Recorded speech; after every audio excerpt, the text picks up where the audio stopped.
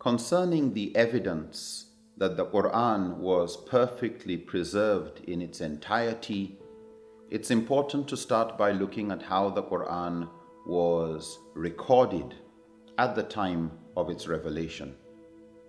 An excellent text on this topic is by Mustafa Azami called The History of the Quranic Text, an excellent book that handles this topic in a lot of detail, well referenced.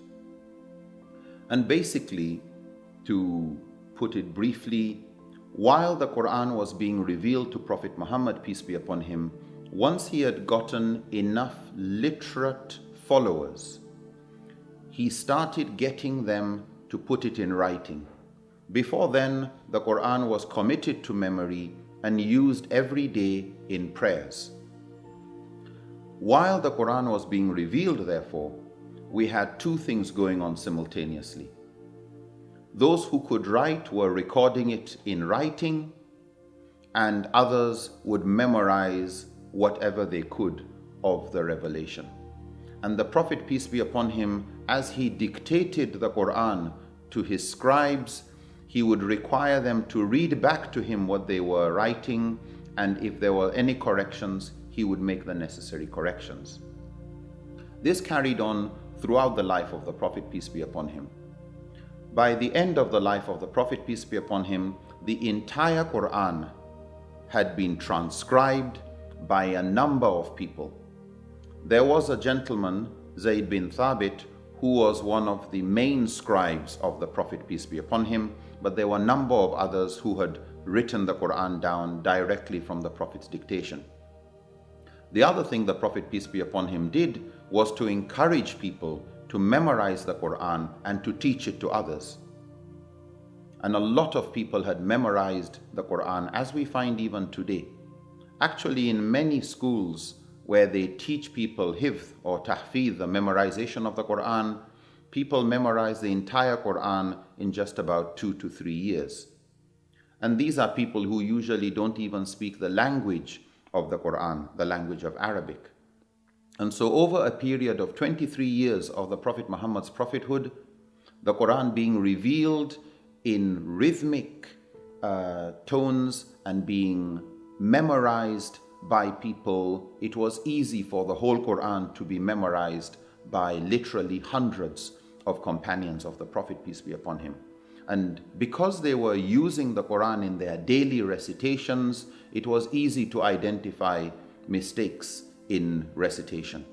So naturally, because it wasn't a very literate community, you had more people who had memorized the Quran and a lot of people also, but not as many, who had written the Quran on various forms of material, including leather, the skin of animals, and sometimes palm fronds, the branches of palm trees, or the scapulae or the big bones of animals such as camels, etc. But when the Prophet passed away, the next leader of the Muslim community was Caliph Abu Bakr. He noticed after a particular battle that a lot of the people who had memorized Quran, a good number of them had died in that battle. And it became a wake-up call, and some said, let us ensure that the Quran is all in one volume, not with different people in their private possessions.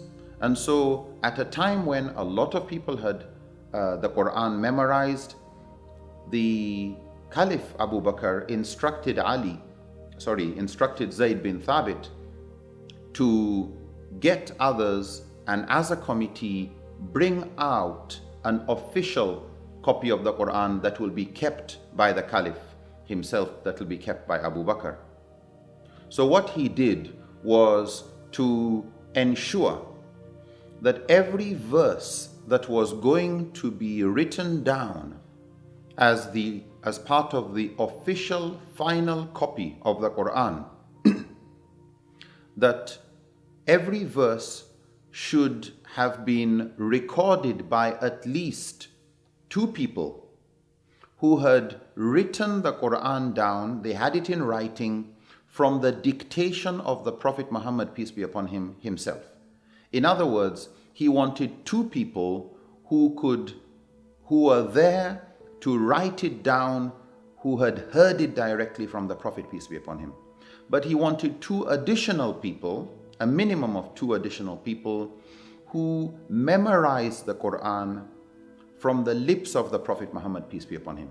So not people who heard it from somebody else or learnt it from prayer, but learnt it directly from the dictation of the Prophet, peace be upon him.